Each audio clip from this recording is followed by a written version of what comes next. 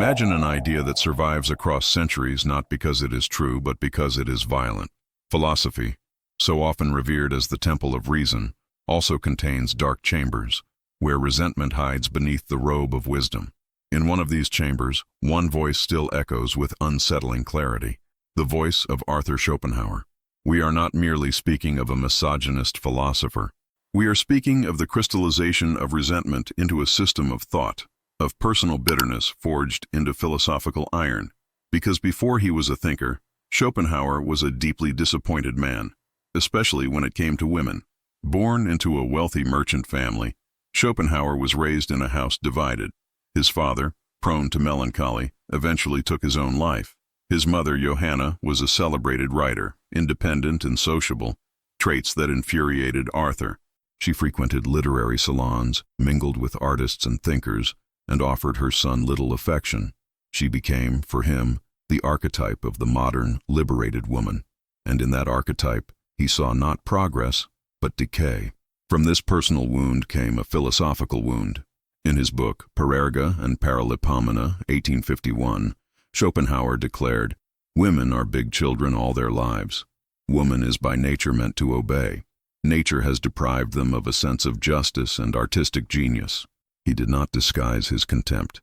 He did not seek balance or nuance. Even in his own time, his claims were met with shock. And yet, nearly 2 centuries later, his words still resonate. Why? Because Schopenhauer dared to say what many thought but few had the audacity to publish. His sexism is not hidden in subtle phrasing or cultural context. It is raw, exposed, and precisely because of that, it remains revealing. Still, it would be too easy to dismiss him as just a bitter old man. Schopenhauer did not hate women because he was stupid. He hated them because he was intelligent and profoundly resentful. And resentment, in many ways, is the key to understanding him. Nietzsche, who initially admired him before turning away, said that resentment is the weapon of the weak. But in Schopenhauer, resentment becomes philosophy, carefully constructed, logically defended, emotionally charged. To Schopenhauer, woman is not merely inferior. She is the embodiment of nature's trickery.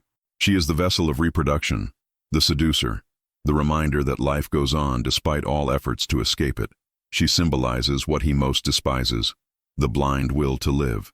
For a man who saw life as endless suffering driven by a meaningless urge to continue, woman becomes the scapegoat, life's most efficient accomplice. Here lies the paradox. Schopenhauer doesn't write against women. He writes against life itself, and women, because they bear life, sustain it and propagate it, become his target. He blames them not for being evil, but for being too successful at what nature designed them to do. In his worldview, this is unforgivable. This philosophical condemnation reveals more about him than about the women he describes, and others would later challenge him. Simone de Beauvoir, in The Second Sex, dissected precisely this kind of thinking. One is not born, but rather becomes a woman, she wrote. Femininity, she argued, is not a biological fate, but a social construct, a role imposed by myth, law, language, and yes, by philosophers like Schopenhauer. Wittgenstein once said, "The limits of my language mean the limits of my world." In Schopenhauer's world, women could not escape the prison of his language. But we can. Today, we must examine the words that shaped centuries of thought, because those words still linger. In jokes, in laws, in boardrooms, in classrooms. Misogyny is not just a practice, it is a philosophy. And like any philosophy, it must be understood, debated, and surpassed. It is tempting to silence voices like Schopenhauer's.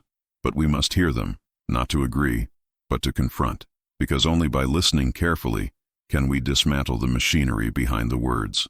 The voice of resentment still whispers, even now. It echoes in institutions, in politics, in everyday biases. Our challenge is not to cover our ears, but to listen critically, and then answer with clarity, justice, and the belief that thought can evolve.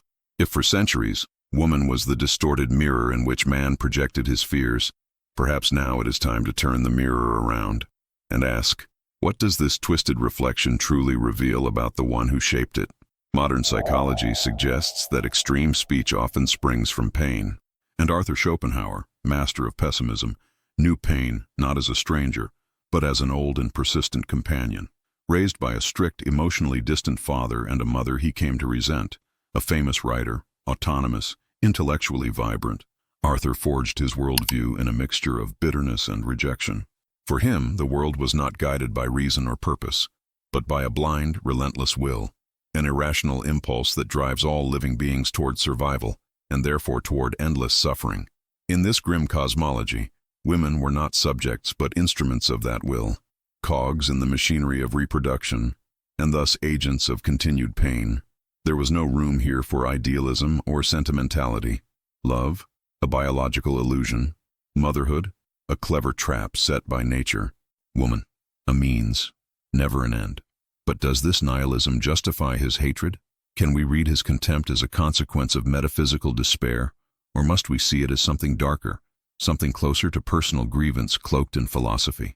Schopenhauer's system didn't just exclude women from moral or intellectual equality. It reduced them to mere functionality, not flawed individuals, not cultural victims, but subhuman by design. To him, the female body was nature's weapon against man's reason. Her charm, deception, her gentleness, a facade for instinct, her love, nothing but a reproductive trick. In the harsh light of his metaphysics, woman was the embodiment of the very force he most despised, the will to life. But even in this darkness, questions remain. Did Schopenhauer truly describe the nature of women? Or did he externalize his pain onto a convenient target?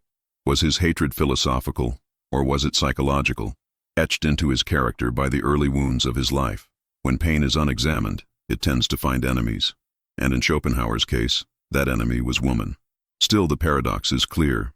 The man who sought truth without illusions, who claimed to pierce the veil of social conventions, could not see beyond his own. He mistook personal resentment for universal insight, and in doing so, helped shape a philosophical legacy that still casts shadows today. Extreme thought may begin in pain, but it must be held to account. Even when wrapped in elegant language and metaphysical logic, hatred is never wisdom, and perhaps that is Schopenhauer's final lesson. Not the one he intended, but the one he leaves behind, echoes and rejections. Nietzsche, the rebellious disciple, eventually broke away from the master. Simone de Beauvoir, in The Second Sex, read Schopenhauer as a prime example of systematic philosophical misogyny. Hannah Arendt, with sharp selectivity, chose simply to ignore him. Camille Paglia, on the other hand, approached his work with fascination, not searching for truth, but for tension. Today, in universities, on social media, and even in courtrooms, Schopenhauer's name occasionally resurfaces, not as a guide, but as a provocation, a dark mirror. Because he does not confront us with truth, but with the absurd, with what was once shouted aloud, and what still today is whispered. Philosophical thought thrives on confrontation. To philosophize is to pull at the seams, to disturb what feels settled. And Schopenhauer, even in his cruelty, fulfills this role. He forces us to take a position, to ask, is there any truth in this? And if there isn't, why does it still echo? Some argue that he was merely a product of his time, describing the social and intellectual structures around him. Others interpret his words as a veiled critique of human suffering itself, a rejection of romantic illusions.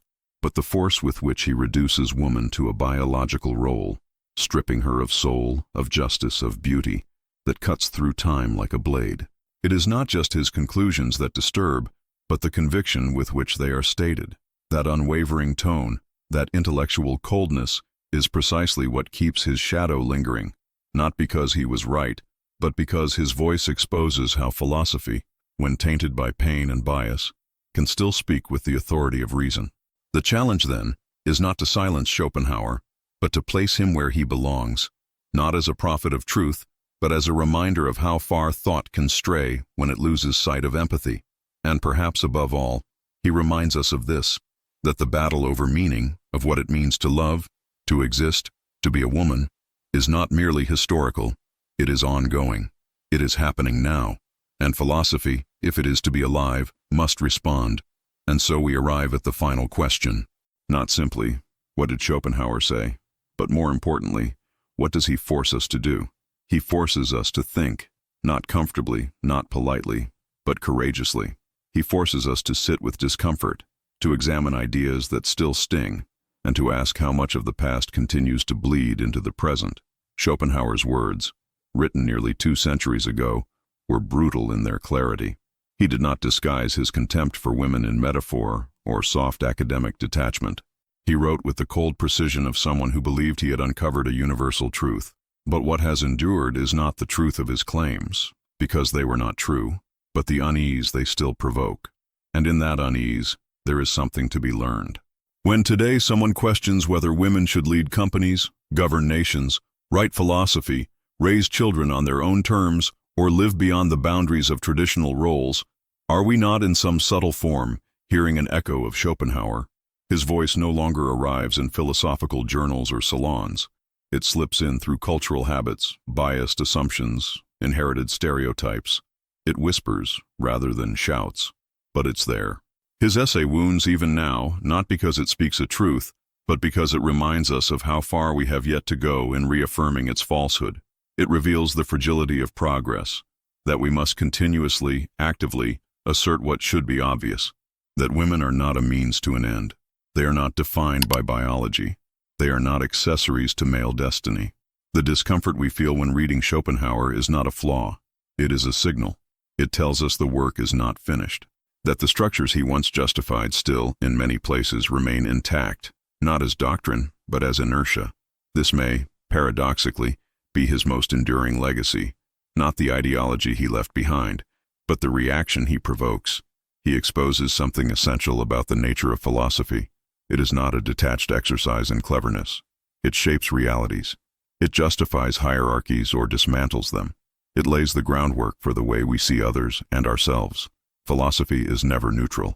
And true thinking, the kind that matters, does not mean merely absorbing ideas. It means wrestling with them, testing them, rejecting what no longer serves life, justice, dignity. Schopenhauer forces us to ask, why do these words still hurt? And the answer, often, is because we still live in systems that have not fully dismantled the logic behind them. We are left, then, with a question that echoes beyond the pages of old philosophy. To what extent do the ideas of the past still shape the world we live in today? The answer may not lie in libraries or philosophical treatises. It might lie in laws that limit, in jokes that degrade, in classrooms that exclude, in boardrooms where women are outnumbered, in expectations whispered to daughters from childhood. It might lie in silences, when injustice is witnessed but not named. Because sometimes what perpetuates an idea is not its vocal defense, but the absence of resistance, not the hammer that reinforces the wall, but the failure to knock it down. If Schopenhauer still provokes, it is not because he holds relevance, but because the structures he spoke from have not been fully dismantled. His words continue to demand a response. They call us not to agreement, but to vigilance, to clarity, to an ethics of thought that knows its real-world consequences.